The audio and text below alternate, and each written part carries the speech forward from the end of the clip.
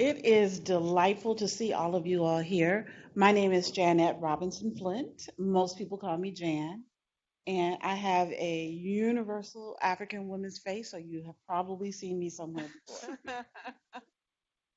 I am the executive director of an organization called Black Women for Wellness. Have anyone in here ever heard of Black Women for Wellness? Oh, I see a couple of friends. Yay. Okay.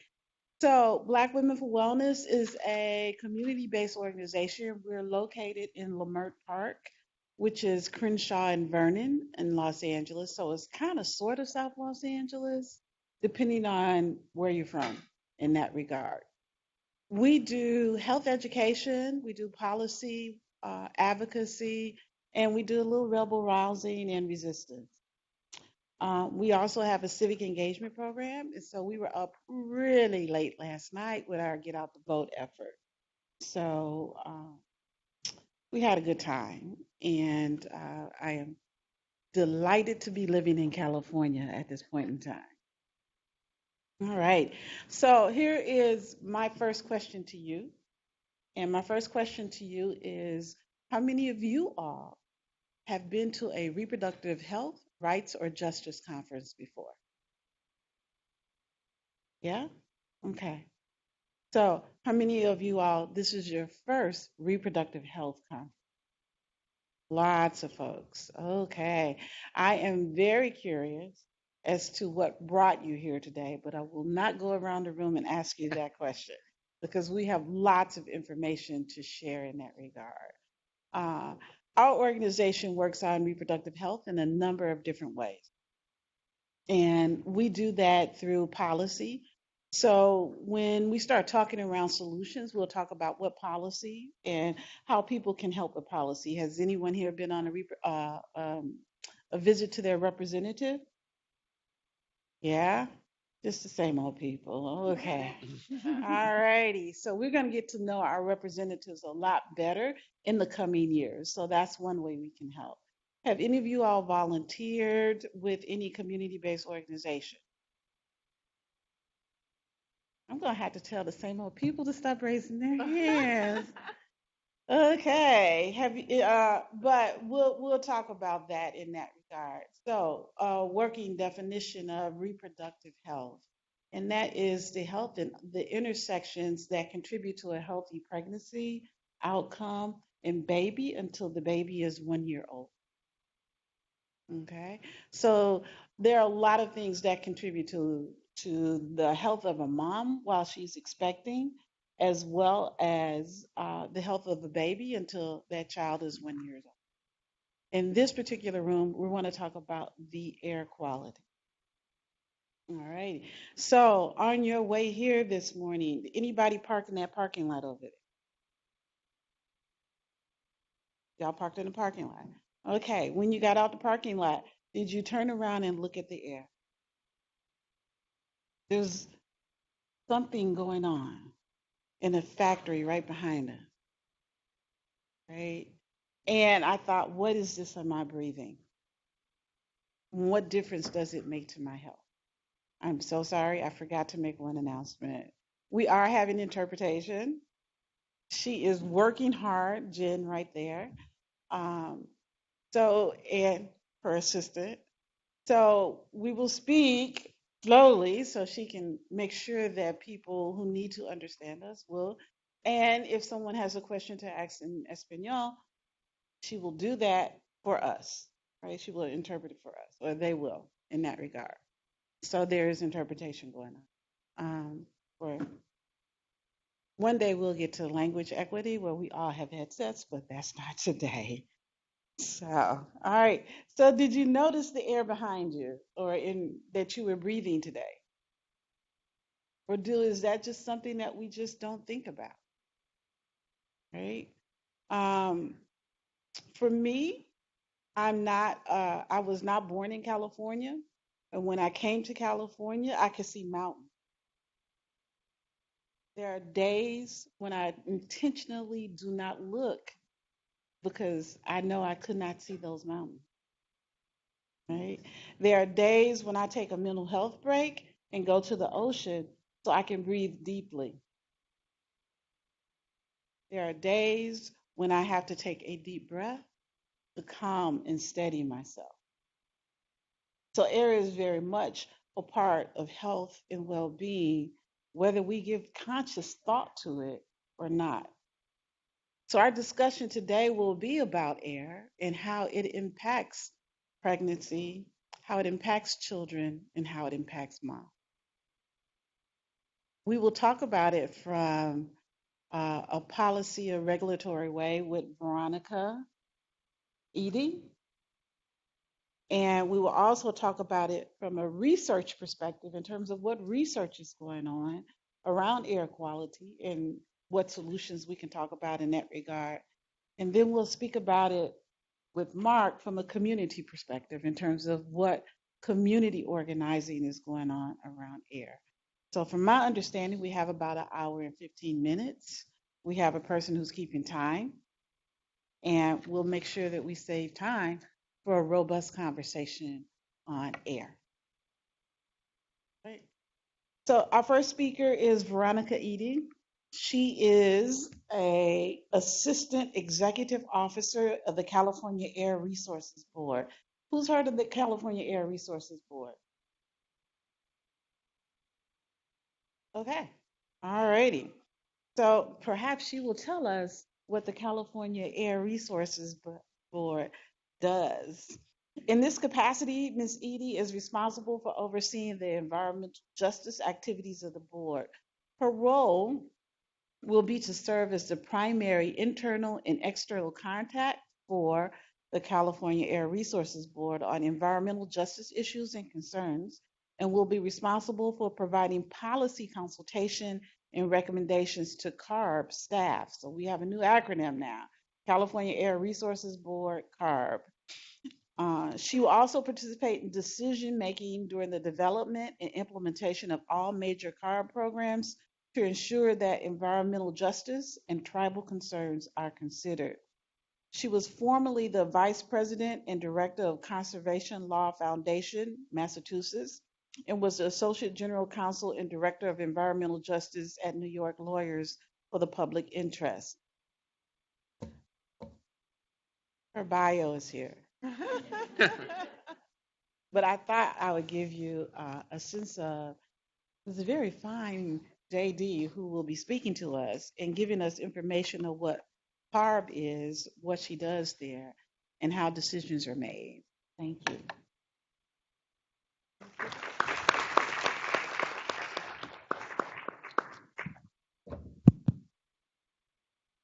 So I will give you a quick primer on the California Air Resources Board. So here in California, our air quality and climate is regulated statewide by the Air Resources Board. There are also 35 local air districts, and here in Los Angeles, it's the South Coast Air Quality Management District. The 35 local air districts are responsible for stationary sources, so factories, refineries, those sorts of things in your community. We are responsible at the state level for some oversight over the districts, but as well, we directly regulate mobile sources, cars, heavy duty trucks, anything with a motor, lawn mowers, jet skis. To orient you, you all have heard of the Volkswagen cheat device, right? It was our agency and our engineers right here in the Los Angeles area that made that discovery that took 8 million polluting cars off the road. So as the head of the environmental justice unit, I specifically look at our regulatory measures and how they impact low-income communities and communities of color here in Massachusetts, or sorry, California. I used to live in Boston, right?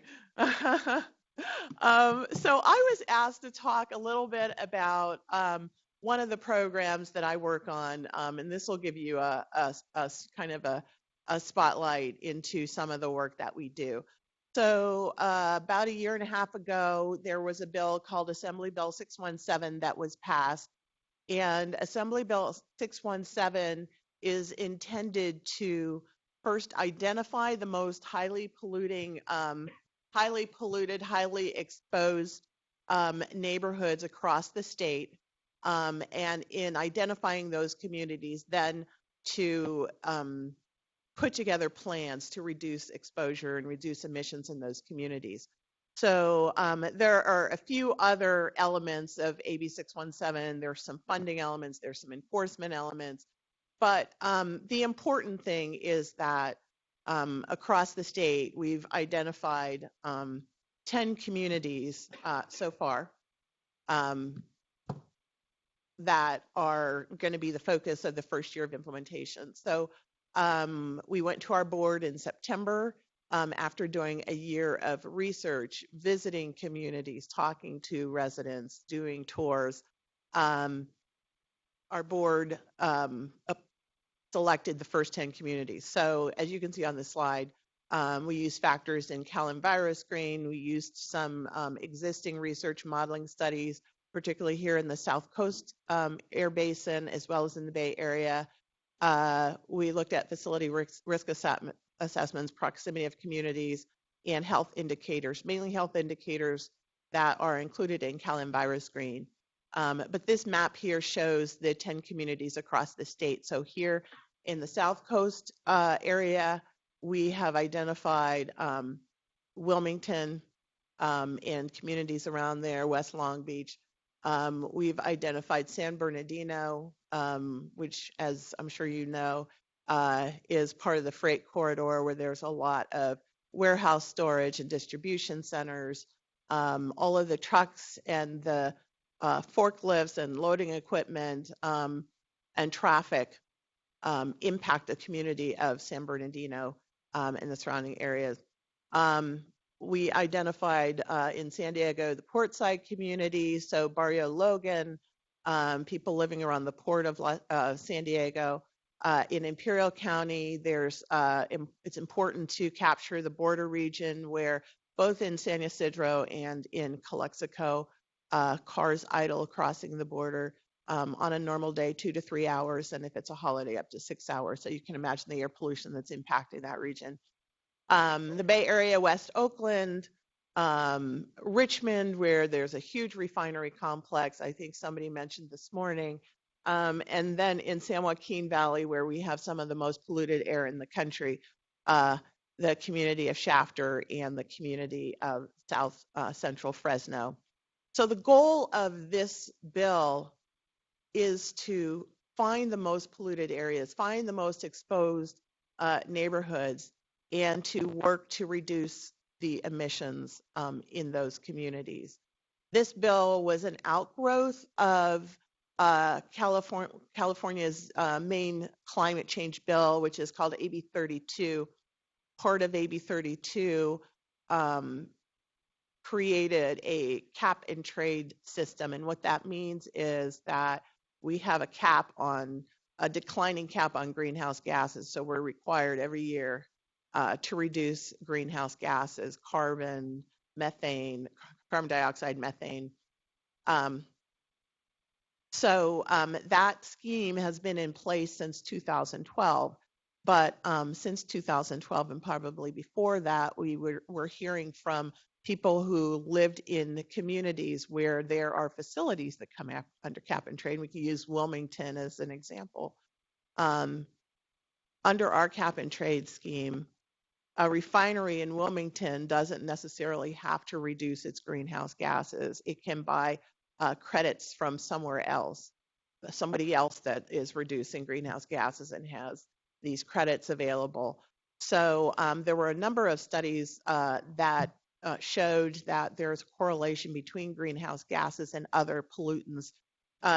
Greenhouse gases themselves are not necessarily dangerous to our health, but other pollutants that come out with that are associated with greenhouse gases, where there's a correlation, do risk our health. And so AB 617 and a few other pieces of legislation were a reaction to that, to really work on reducing emissions. I'm going to move on to the next part of my presentation, and we can think about how this AB 617 might relate to some of the other work that we do at the Air Resources Board. So we're an agency of about 1,600 people, or over 1,600 people, mostly in Sacramento, but we do have a small 500 people probably in our El Monte office. Of our 8 programmatic divisions within the Air Resources Board, we have a research division. And the research division does both in-house research as well as awarding funds to do research by external researchers, like Dr. Saad is one of them. So I wanted to talk about some of the research that we're doing and how that connects to women's health. So in 2007 and again in 2011, we funded a study by a researcher called named Michael Lipset at California Department of Public Health. And he studied the relationship of particulate matter, PM 2.5, PM 10. PM 2.5 is a small particle, which is the most dangerous that can lodge in your lungs. But PM 10 is also quite noxious. And NOx is a precursor to ozone. So long-term exposure over this cohort of teachers and administrators in California. So a longitudinal study that showed long-term exposure to PM 2.5, PM 10, and NOx are associated with increased risk of premature death from heart disease. In postmenopausal women, long-term PM 2.5 exposure was related to stroke incidence. We have studies that are building on this, and so Dr. Michael Kleinman at UC Irvine is going to be doing a study that shows that PM 2.5 exposure decreases the number of healthy follicles in female ovaries. Several studies have shown that women exposed to particulate matter are at a higher risk of dying prematurely than men. Women are more likely to die than men within a year of their first heart attack. So there's a lot of research out there about how air quality impacts women and impacts us in a very special way, in a more acute way than men. So some of this research we funded and we are continuing to fund. This is my last slide, and unfortunately it didn't come out quite right, but anyway, I wanted to talk about some of the research that is going to be starting in the near future, and hopefully sometime in 2019, 2020, we'll have some of those results. Rachel Morello-Frosch is a well-known researcher and has a strong interest in environmental justice. She's at UC Berkeley. She was one of the researchers, and were you on the report that showed the correlation? Okay, so we have an expert here who was on the report that showed the correlation between greenhouse gases and other pollutants. Rachel Morello-Frosch was also on that team. And so she's going to be focusing in the coming year on oil and gas development and whether oil and gas development has effects on fetal growth and development in vulnerable populations. That, of course, is going to be a really important study coming up and will help us to better understand the work that we're doing and the impacts, in particular, the communities that we've selected under AB 617, but also other communities. And then Michael Jarrett, Dr. Michael Jarrett, who is at UCLA in the Department of Environmental Health Sciences, he's doing a study on tire and brake wear and birth outcomes based on tire and brake wear. So, of course, we're thinking about the pollutants that come out of our tailpipe, but as we reduce tailpipe emissions, it's important to think about tire and brake wear and how particulate matter coming from tire and brake wear can impact women's health. So there's a lot of research going on at the Air Resources Board. It's really important. research. But the question that I have for myself and for my own agency is that if we know that women are more impacted by air pollution than men, if we know that it's impacting birth outcomes, where is the action? AB 617 leads us a little bit to that action, but I think that we still have some challenges ahead of us, not only to implement policies that reduce air pollution in disadvantaged communities, but also to do research that is driven by communities. And that's something that we're struggling with right now. And that's one of my big objectives over the course of the next year, is to really incorporate the voices of environmental justice communities and residents as we develop our research agenda, so that our research is responsive to what communities want to see from their public agencies.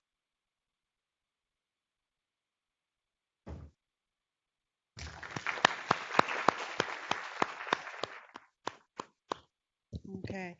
So what I would like to do is say the questions to the end, but I do know that this inspired a couple of questions for me, so that I won't forget my questions. I jotted it down. And I'm asking that you all please write your questions down so we can come back to them. Okay? So don't be afraid to jot those questions down, because I know I had questions. And I might even give you one of my questions now so you can think about that. Just in terms of when you're looking at your research, and even when you're looking at females, are you looking at women reproductive age, or are you just looking at women overall? And how are you able to tease out women who are of a reproductive age? Okay. So don't That's answer for now. later. Okay. Okay. So so since Ms. Eady ended with research, we are continuing on the conversation around research, and for that we have Dr. James Sadd. It's spelled SADD, so I want to say sad, but it's Sadd. Oh, there you go. All right. Dr. Sad teaches courses in geographic information systems, in which students evaluate many types of information using spatial analysis and statistical tools. Dr. Sad also uses GIS and other geospatial and statistical tools in his research to evaluate environmental problems, such as human exposure to environmental hazards, patterns, or health risks and vulnerability. He is on staff at Occidental College. It does not say that here, but that's okay. I happen to know that because he's also one of the mentors, Marissa Chan, who works at our office, who graduated from Occidental College. So take it away.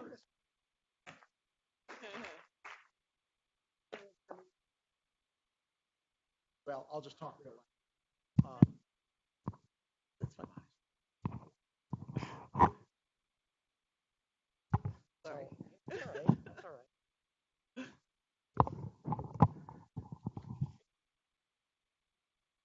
So yes, I am a college professor, and I thought I'd start with some maps that were produced by one of my students. So these are two maps of Los Angeles County showing the locations of hazardous waste TSDFs, that's treatment, storage, and disposal facilities. And they're mapped here against two socioeconomic variables. And the question that the student here is asking is that if there is environmental justice or not. And we're looking here at something that we're very familiar with for the Southern California area, but other areas of California as well. And that is the disproportionate exposure by proximity to a variety of air quality hazards among certain communities. And if you look here, you can see that there is, it appears to be a pattern of disproportionate exposure both by income and also race. And what that has, and this is, you were mentioning Richmond, California, and the Chevron, yes, refinery there.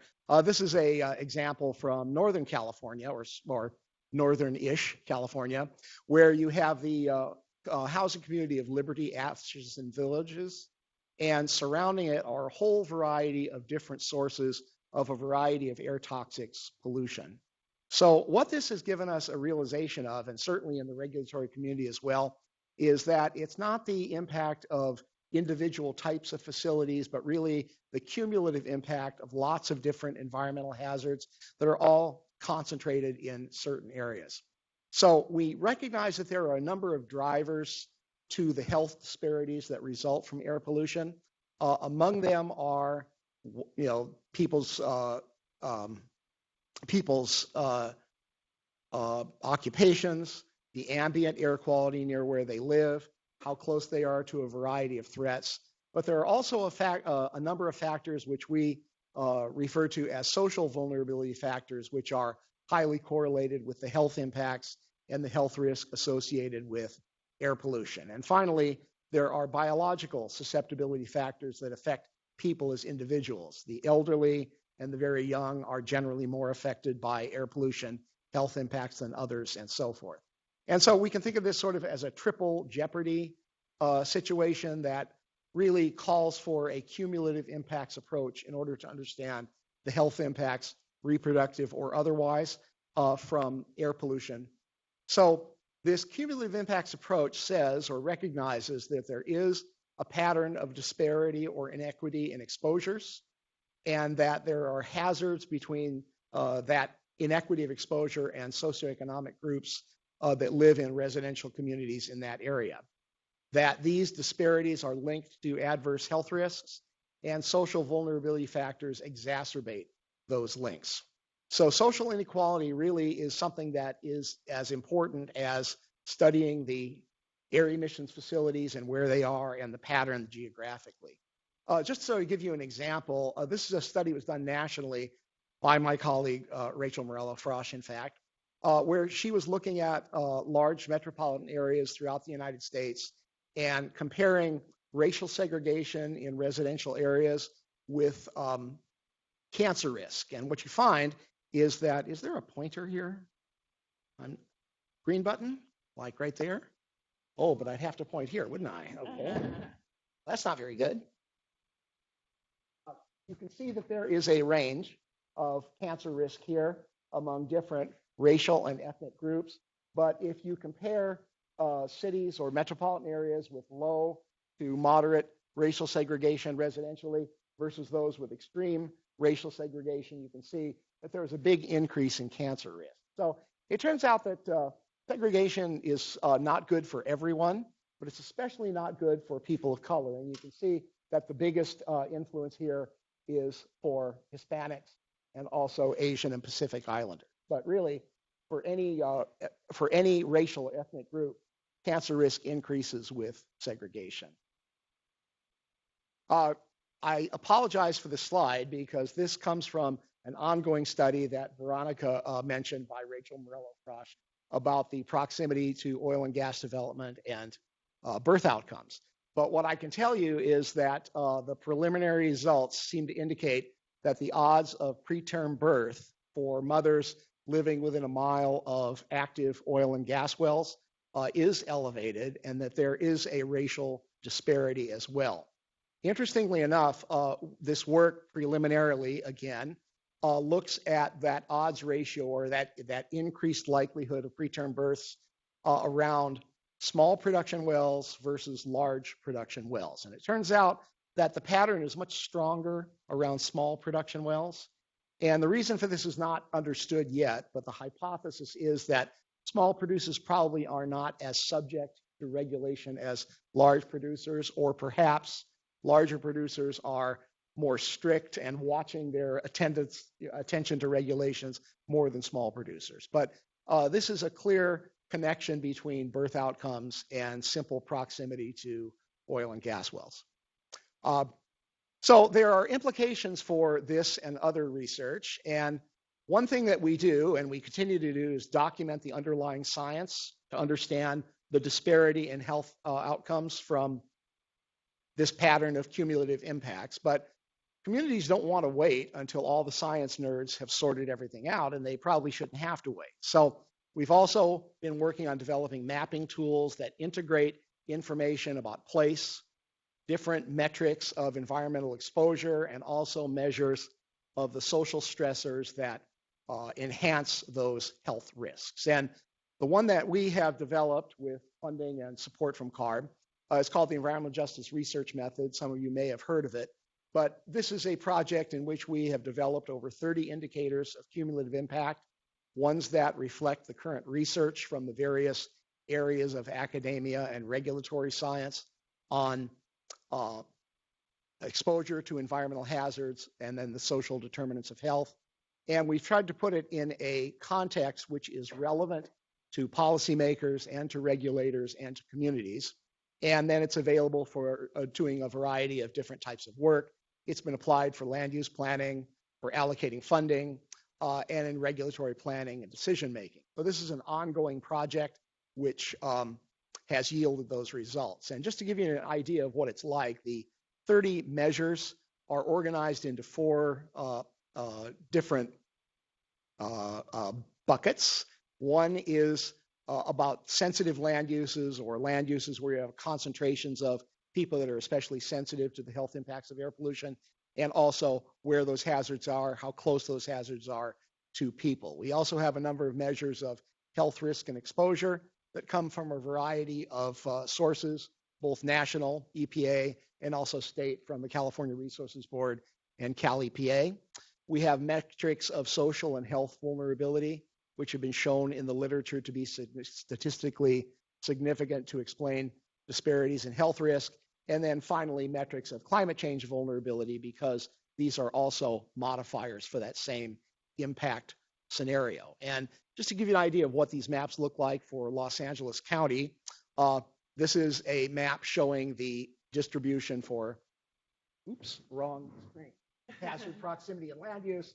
Here we're looking at health risk and exposure. And by the way, red is high or worse, and green is low or better or best. Here is social and health vulnerability, climate, and then put all together into a cumulative impact score. And you can see that there's sort of a bullseye effect, right, where there are areas that are hot in Los Angeles County that sort of keep showing up regardless of which indicators you are using. We have linked this work with community engaged research. One example is the ground truthing that we have done. Some of you may have been involved in the ground truthing, but this is an example of work done by the community in the city of Maywood, where they had air quality monitors, and they were monitoring particulate matter air pollution over a period of time using the same sampling protocols that are used by Cal EPA. And what they found was in most places, most of the time, the PM 2.5 levels are higher than the California State Health Standard. And this was done in March and in February, when air quality is the best time of year in the Los Angeles area. I will close by saying that there is another similar mapping tool. This is Cal EnviroScreen, which many of you or all of you have heard of. There's a lot of similarities between the environmental justice screening method and Cal EnviroScreen. It uses some different indicators in a bit different way. And it's another effort to try to bring the meaty results of the research together into tools that can be used by regulators and also by communities in order to better understand and try to address or come up with solutions to this pattern of health disparity. So thank you, and I'll be happy to answer questions later.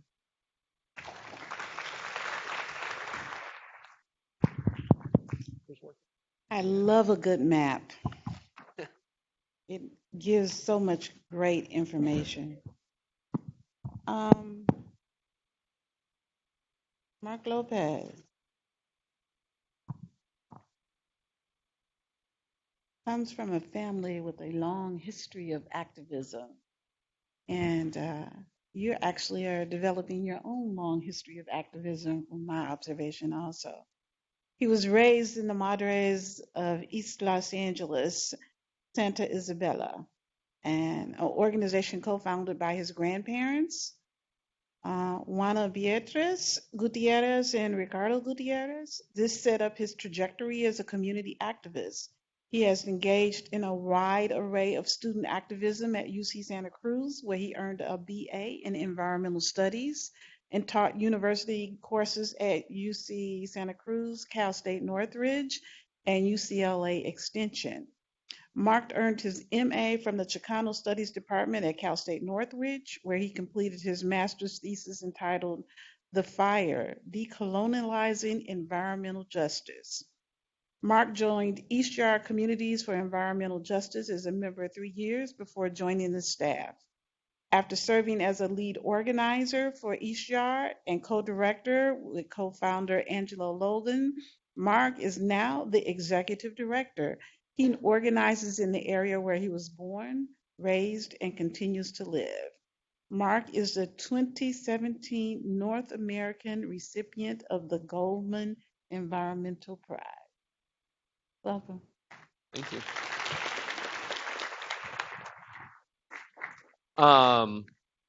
Okay, this is coming through. Cool. So I think before I start, just always it's appropriate to acknowledge that we're on Tongva land. I'm not sure if they did that at the beginning of the conference because I wasn't here, but I also want to make sure to kind of offer up that our conversations on reproductive health are often caught up in the gender binary. And so given the attacks that our trans and gender nonconforming family are currently under from the president, I just want to make sure to kind of put that out there. And I'm definitely not the best to lead those conversations, but I just wanted to make sure to offer that up. So I think this panel is about air, and of course, air impacts water, air impacts land, and air impacts our health, right? For our communities specifically, with East Yard, we organize communities in East LA, Southeast LA, and Long Beach. That ranges from rail yards and freeways to rendering plants that force us inside when it smells like culo quemado, right? Which is like burn butthole if y'all don't got the headphones on. To Exide lead, which has multi-generational impacts in our families, especially when we're talking about reproductive health. But it's also important to note that East Yard didn't start as a nonprofit. East Yard started as community members who started asking questions and started asking each other questions and then started asking questions collectively, right? Primarily the folks who are starting these conversations, who start lots of our movements, our grandmothers, mothers, young women, LGBTQ family members, and really whole families, right? And so I think with East Yard, we focus a lot on building the capacity of our community members, of building the ability of our community members to fight back, right? Ultimately, we start with the ability to ask questions because sometimes our folks don't even feel like we can pose questions, right? And so that's a significant part of our work, challenging the feeling that what our current condition is normalized, significant part of our work. And so I'm going to give you some examples real quick, or maybe not so quick. I forgot to hit this little timer so that I don't go too long. Just give you some examples and kind of walk you through some of the work, and then when we get to the Q&A, hopefully we'll have a lot more time to dialogue. But I'll give you the example of an incinerator, right? So the City of Commerce operated an municipal waste incinerator. And so this incinerator essentially burned garbage from people's homes in our communities, right? Santa Monica held a contract with this incinerator, so folks were putting their trash in the trash cans and never having to think about it again. And then it was being shipped to our communities in the City of Commerce and being burned. And Santa Monica was being recognized as a sustainable city because they were doing that, right? And so this was allowed to operate because of state policy.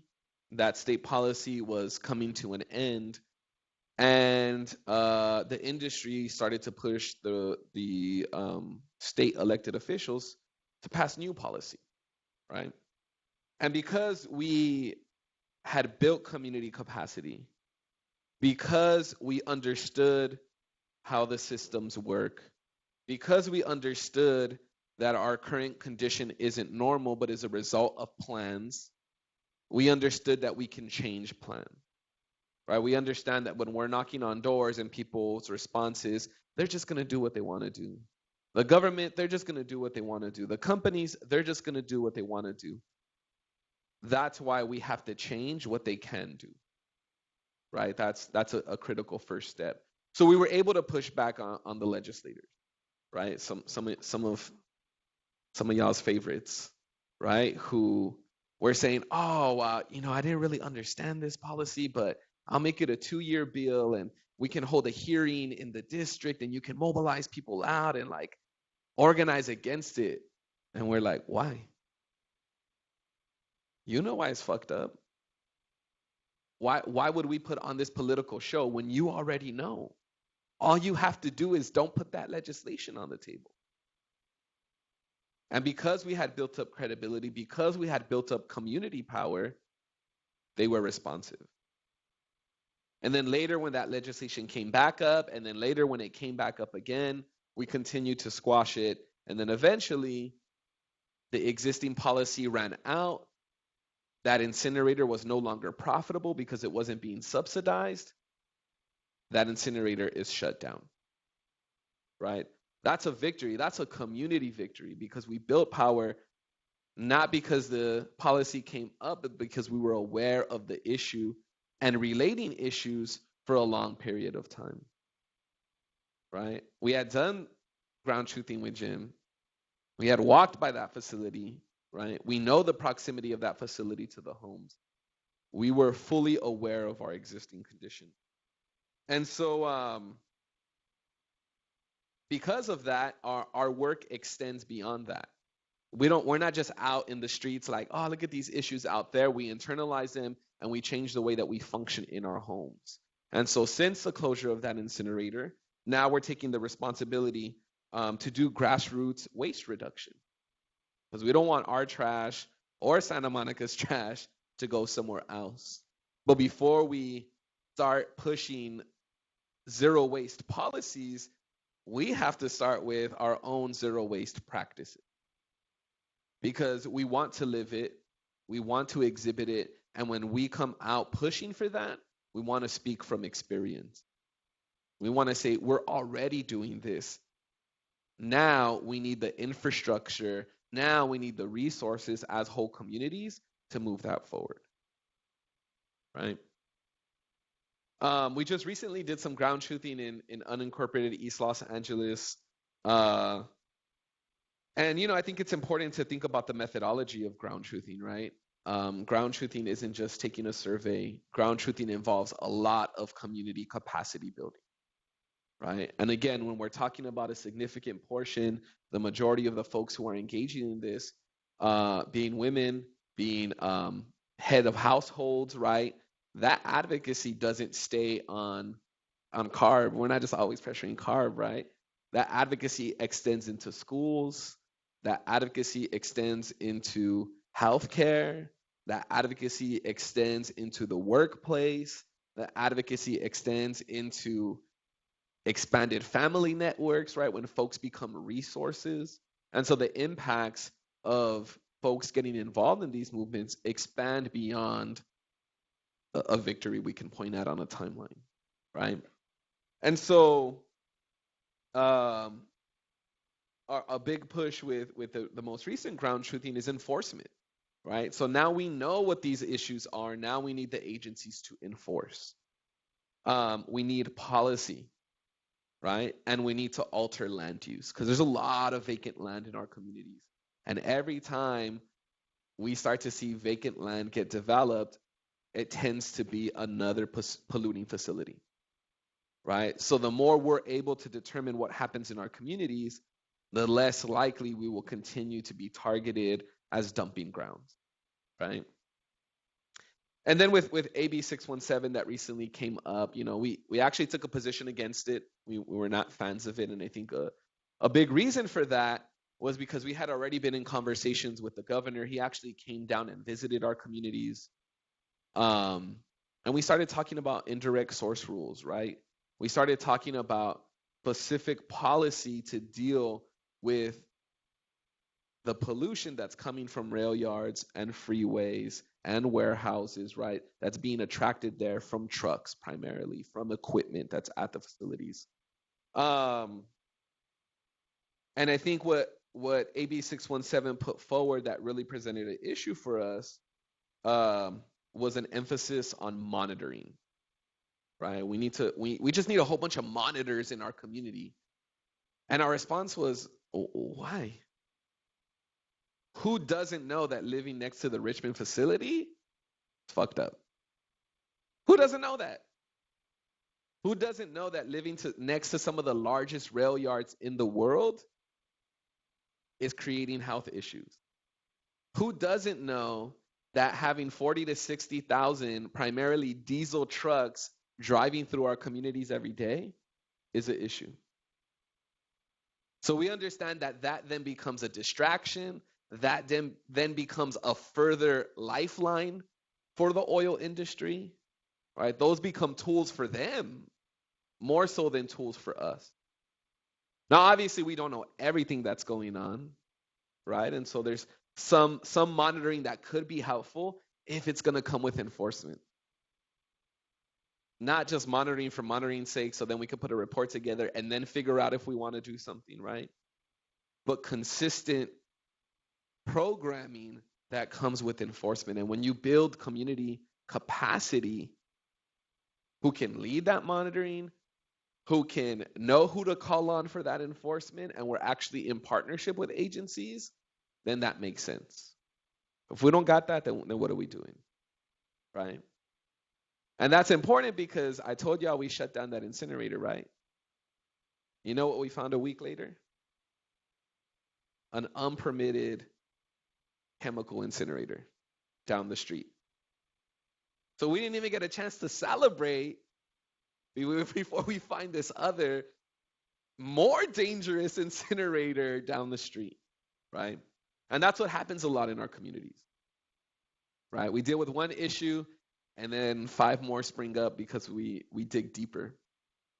And I think that's the importance really of our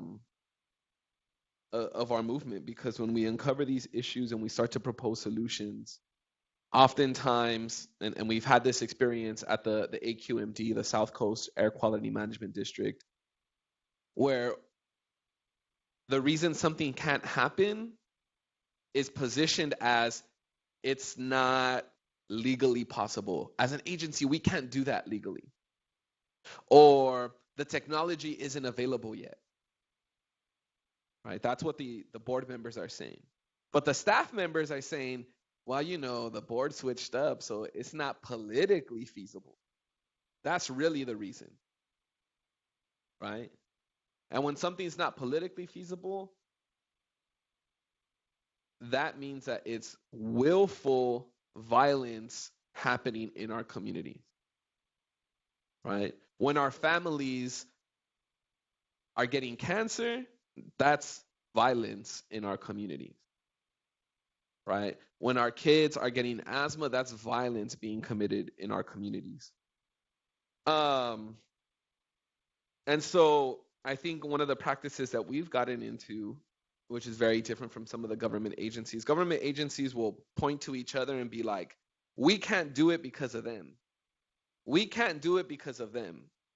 And I think a practice we've gotten into in building networks and movements with other communities is we can point to other communities and say, look at what they did. We can do that right here. And a lot of communities point to Los Angeles. And this has actually happened now where communities outside of the US are pointing to Los Angeles. About 2 months ago, I took a trip to Beijing. 2 weeks after that, I took a separate trip to Seoul. And I was out there talking to them about what we're doing here in Los Angeles, because they're looking at air pollution as a regional issue. It's not China's issue. It's not South Korea's issue. It's a regional issue because that pollution is crossing borders. And I think that really got me thinking about how folks here will be like, well, that's Central LA's issue. When the reality is we're carrying burdens for all of LA. Those aren't our 40 to 60,000 trucks. We're carrying burdens for 40% of the country. Those batteries that were coming to Exide, we're carrying a burden for all of the Southwest. That incinerator, we're carrying the burden for Santa Monica, for Nevada, for whoever was being trashed into our community. Right? And so all of these communities are connected. And so I think I'll just kind of end by kind of pointing out that yesterday was an election day. Right? And there was definitely, at least for me, some disappointing results. Right? Prop 10 in particular, right? Because of the burdens of the unaffordability of housing in Los Angeles and what that creates, the instability that creates for our communities. But while the polls were starting to close, we were gathering our core members from Long Beach, from Southeast LA, and from East LA in our community room in the City of Commerce and doing capacity building. We were doing a workshop to talk about these issues, to start to set the foundation for what our struggles will look like for the next decade. So election, that's a day. Our movements are intergenerational. Thank you.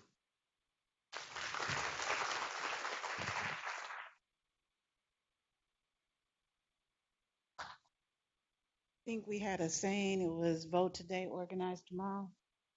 But you all did it organize tonight. Kind of need it. All righty. Thank you so much. All three of you were wonderful. Thank you. Questions? Yes, ma'am. I don't even see it. There's a mic over there. Okay.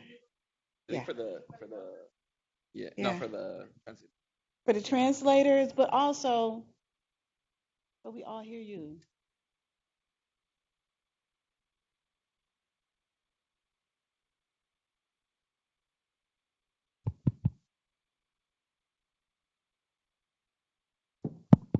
want to grab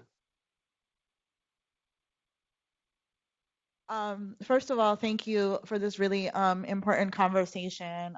Thank you, Mark, especially. Eddie Debska, we also deal with some similar issues, and we want to move out of sort of the paradigm of our communities becoming, continuing to be test subjects as opposed to power holders. So my question specifically is for James and Veronica, especially thinking about some of the screening and mapping tools. We work with household workers in Los Angeles and throughout the state. And one of the indicators that I don't see there, and it is related to air and the air that we breathe, is sort of the toxic exposure to consumer-facing cleaning products. I know we think of that as something that people use in their private homes, but across 2 million households in California, people's private homes are people's workplaces. So just really curious, and there was a study recently that came out that pointed to household workers' exposure to cleaning products is the equivalent of 20 years of smoking. So just curious, like if that is a direction in some of these mapping products, because I think, it's something that is relatively new in terms of people's understanding, or at least in terms of like the broadening of that conversation, of sort of the intersection of worker rights, environmental rights, especially when it comes to that population. So just curious if there's a movement to include that as indicators as well. Exposure to indoor air pollution is in some cases a very serious health problem. And it's one for which there's not very good quality, reliable data, especially data covering a large geographic area. The work that we have done really does focus on, air outside of buildings. And that's where we have regulatory oversight. That's where we have monitoring. That's where we have data associated with that. And not to say that indoor air pollution is not as big a problem. I don't know if it's as big or not, but it certainly is one. But I don't know of the sources of information that could be used. However, the mapping tools, Callan-Virus screen and the EJ screening method, really also too are looking at residential exposure and not occupational exposure. So cumulative impacts as a topic is much broader and much deeper than we have defined it. We're sort of taking a first step. And to be quite honest with you, it's the easy part to start, right? But identifying data gaps is an important step. So in our research division, we do have a group that works on indoor air quality. So we have some ongoing research in that realm, but it's very interesting that you mentioned that, because I was in a meeting on Monday where the research division was presenting their research agenda, and there was this universal lament throughout the room that we don't have the authority to regulate indoor air quality. So it's an area where we don't have authority. I think there is interest in addressing it and an interest in having authority to regulate it, but our work on indoor air quality is limited to the research that we've been doing. I think that is one of the challenges, that Black Women's Wellness is also working in trying to raise the level of organizing and research around that issue. There are places of integration where we can start talking about who does have authority and who can make some decisions. We work with beauty salons. The Beauty and Barber College has the ability to say, you need to do something about the air quality inside of these businesses, because what we find is, particularly women of childbearing age, to keep in mind that we're talking about reproductive justice here as well, or reproductive health, are overly exposed and underprotected from the air that are in these salons, those nail and beauty salons. And they are also most likely to be working with these cleaning products, especially in that industry. So there are controls over that industry.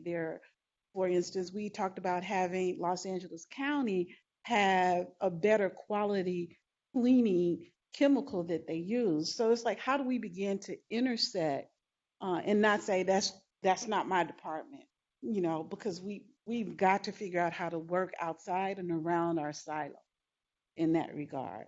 And it's always this thing for me in terms of, we don't have the data, we don't have the research. And I'm with Mark that sometimes that delay or that distraction is about data and research, when we know that women are being exposed, to cleaning products, to the personal care products in hair salons and nail salons, etc. So how do we reach beyond our silos to really talk about them? So I'm not letting y'all off the hook in that regard. He said, yeah, questions.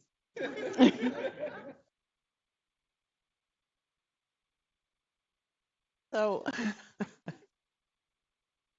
can you just focus me in again on what the question? So I'm gonna ask you this question: how do you work beyond your silo to begin to really have people lift up the issue of air and to look at who is?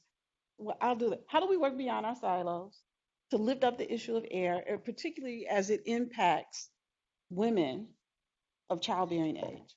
I'm not even going to say women of color. I'm just going to say women.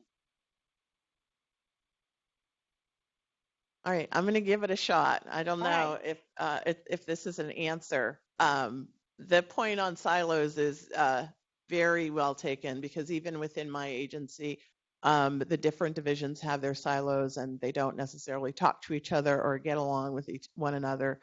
One of the things that is high on my agenda is that if we are going through this process with AB 617 to identify communities where we want to get some emission reductions,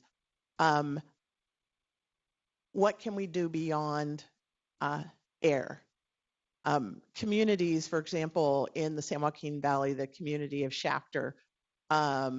Shafter is an oil and gas producing region, and some of the people living in San Joaquin Valley and living in that region don't have safe drinking water, or they live next to a contaminated site. So how do we, as an air quality agency, get out of our silo so that we can leverage off of our sister agencies and address more than one issue in those communities? That's a role that Cal EPA is starting to bring together. And so I would expect that at least with respect to the communities where we're focused in for the first year of implementing this bill, that there is real potential to work with other agencies to reduce exposures from other media. And in fact, even this afternoon, I have a conference call with the Department of Pesticide Regulation. And so they're interested in playing a role in the communities where pesticides are in use that we're focusing on. So it's stepping a toe outside of the silo, but it's good to know that it's an opportunity. And I'll also say that the Energy Commission and the Public Utilities Commission similarly have been interested in partnering with us. Was that an answer? That's a start. Okay. That's a start. Okay. Okay. 3 minutes for what? Do we have any other questions? Okay, back there. Before we even get to that 3 minutes, we have to talk about solution, right? We can't leave here just laying out the issue. We need to talk about solution. Good afternoon. Is it afternoon? Yeah, afternoon. My name is Deanna. I went to Department of Public Health, SPA 56. And currently I have community workers and public health nurses that go out in the field.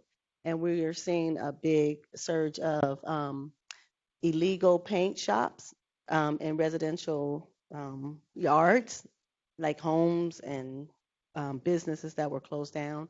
And a lot of times the clients that we work with are complaining about the fumes. So, it's bothering them. And then like a couple of our clients are saying that they get dizzy and this and then that. So we want to know who regulates that. I mean, who do we call if that's happening? Because, you say, you see something, say something. So we want to say something, but we want to know to who. So that's what I'm asking you, because I know you said that your department monitors automobile shops and things like that. So a couple of answers. Cal EPA has a complaint system where you can go onto their website and lodge a complaint that you have, and they'll sort of channel that to the right agency. But also I want to mention that there are throughout the state a number of community run complaint systems. There's a system called IVAN, which stands for Identifying Violations Affecting Neighborhoods. And so that's a community run complaint system. And we and other agencies meet monthly or speak monthly with the activists in the different regions who are experiencing things like what you're experiencing. So if you go, I think that you can just go to ivan.org or Google it, and you should be able to find that IVAN complaint system. And I know that there's at least one here in the LA region. I just want to add that something that's been very enriching to the research that we do is working with communities, which we have not only sharing sort of our research plan and design, but also checking in with them periodically, showing them preliminary results and asking them, what are we missing?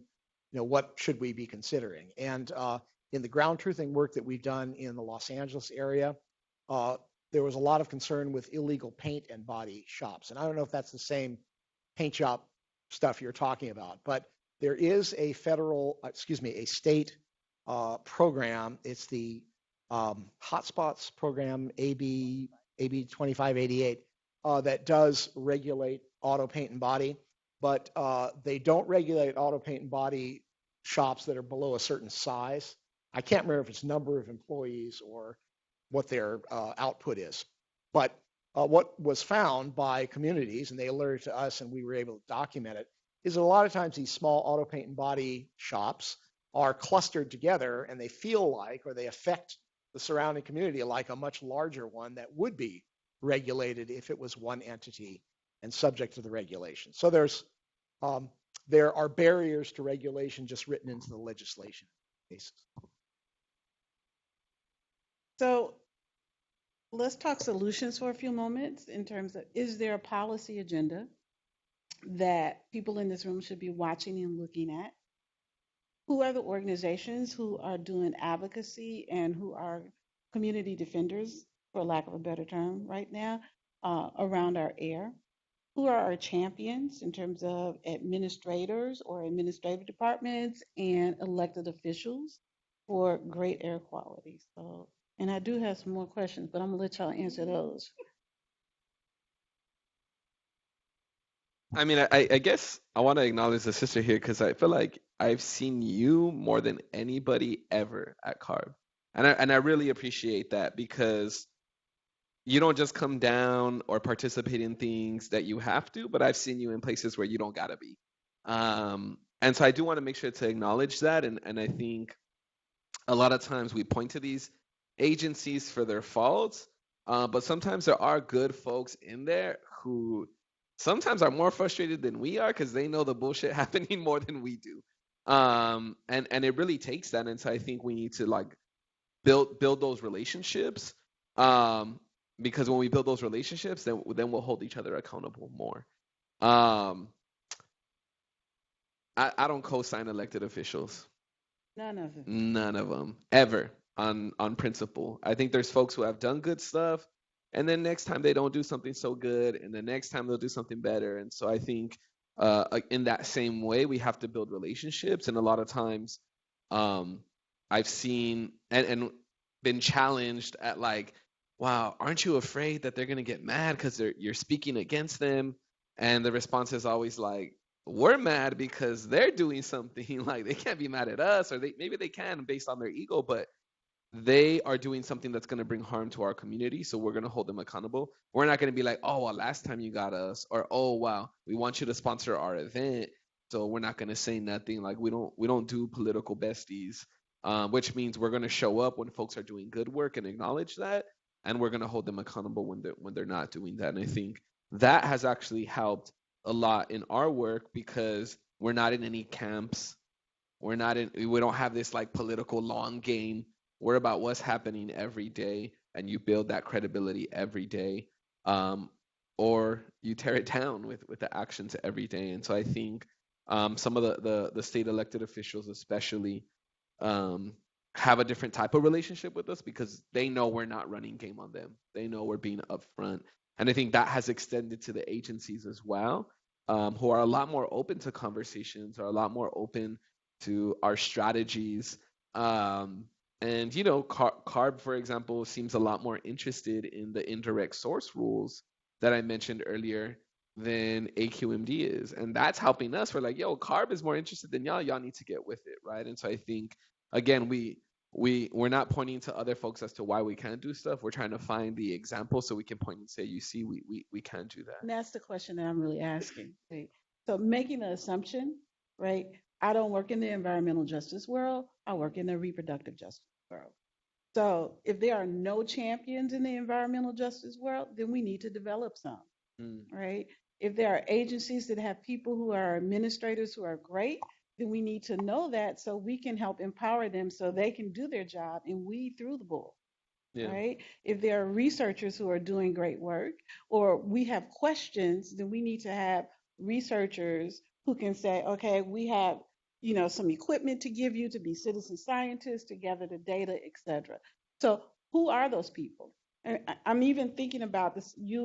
Two of you all used the term ground truthing, right? Are you sure that everybody in this room knows what you mean when you say ground truthing?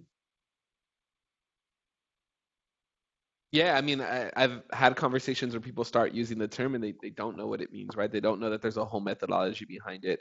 So I would point at us because we did it very recently, but I would point to Jim, who's been a partner on multiple projects, right? I would point to Rachel Morella Frosch, who was mentioned earlier up in Berkeley. I would point to Manuel Pastor at USC as folks who have participated and helped lead some of these efforts as partners. Um, Again, it's hard to point at specific agency folks because there's a lot of turnover too, and that's the issue. So that's part of why we also like promote building grassroots like movement So who because are we're those? we're gonna keep living there. So who is building grassroots movement in addition to East Yard or Edesca? Yeah, Who? you want me to like start popping off names? I because then I don't want people to get mad if I don't name them, and I'm you know what I mean. Give me But three. I would point to y'all. I Give me would I would point back at y'all. three. Three Three. and statewide. Los Angeles. Wait, okay. Because People in here, are you all local to Los Angeles? This is Fullerton, are there folks outside of Los Angeles in here? Orange County, San Bernardino. Okay. Cool. So Southern California. Yeah, so like a group I would point to would be the Sacred Places Institute that Okay. is specifically organizing local indigenous communities to help lead a lot of this type of work. And so they're doing stuff in LA County, they're doing stuff in Orange County. I'm not certain that they're very active in San Bernardino County. I would point to CCAEJ out in Riverside, who we work with a lot, especially on indirect source rules and has a history of ground truthing. I would point to Physicians for Social Responsibility, who have been great partners in a lot of different work and providing us capacity that we don't necessarily have in our development. I would point to Jane Williams, who was here earlier from California Communities Against Toxic. There you are. You moved seats. Who has been amazing at especially understanding the games that agencies play and having that long history. Earth Justice has been amazing partners in providing that legal capacity and research to a certain extent and presence in Sacramento. Okay. Trying to look at who else is up in this room. You got your three. All right. I'm going to mention one thing. One of the things, there is a coalition of folks in Los Angeles called Stand LA. And Stand LA is working on a 2,500-foot barrier between where people live, work, and play and oil drilling sites. So that's one solution that we're looking at right now here for Los Angeles County. Put it on your evaluation. Is that why you're waving it? Okay. Please fill out your evaluation, right? But I'm also saying that look for solutions because we cannot afford to simply talk about the problem. We need to figure out what we're going to do about it, from the citizen scientists to holding our administrators, elected officials, and even our community-based organizations accountable, right? So that's what I'm saying to us right now, even to myself right now. And I'm also saying that we need to cross silos, right? So if we use terms this morning like PM, like particulate matter, or ground truthing, or heat islands, etc., ask somebody what it means if you don't know, right? Because it could be something that you have information about that we need, or that you have been doing that we want to know about. Okay? Yes, ma'am. What are silos? Silos means that we are only talking to the people that we talk to all the time, right? So, and to get out of the silo means that we get into a discomfort zone and talk to folks that we don't talk to, that we share standard American English, but we have totally different definitions using the same word, right? So if I talk to everyone in the women's health world and don't talk to folks in the environmental health world, that means that we're not communicating and we might have the same issue that we are trying to solve. Can I add something real quick? Sorry, before just because I'm just noticing that there's folks who work in healthcare up in here. I can notice some of the tags and stuff. Point out especially some of these maps because you have a lot of our folks who will trip on themselves or trip on their kids thinking that they're the reasons why they have asthma and why they get triggered and all this stuff. And it can be really life changing. Like you can literally change the relationships between parents and their kids based on providing that information. And I see some of our folks from Long Beach Alliance for Children with Asthma in the back, and they are experts in doing this work. So please make sure to connect with them. I'm not sure if they're on any panels today, but can y'all put your hands up? We see y'all. Make sure to connect because they're experts in doing that. Thank you. That's what I'm saying. Work across that silo, for sure. Thank you. Thank you so much. I see Julie giving